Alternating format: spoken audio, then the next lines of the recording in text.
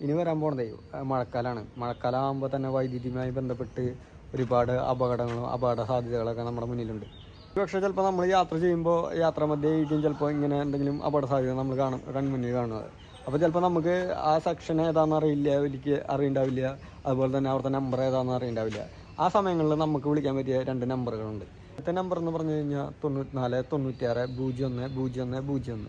രണ്ടാമത്തെ നമ്പർ എന്ന് പറഞ്ഞു കഴിഞ്ഞാൽ 94 96 00 19 12. ഈ നമ്പറുകളിലേക്ക് നമുക്ക് എപ്പോൾ വേണമെങ്കിലും SMS വഴിയോ വാട്സപ്പ് വഴിയോ കോൾ വഴിയോ നമുക്ക് കംപ്ലയിൻറ്റ് രജിസ്റ്റർ ചെയ്യാം.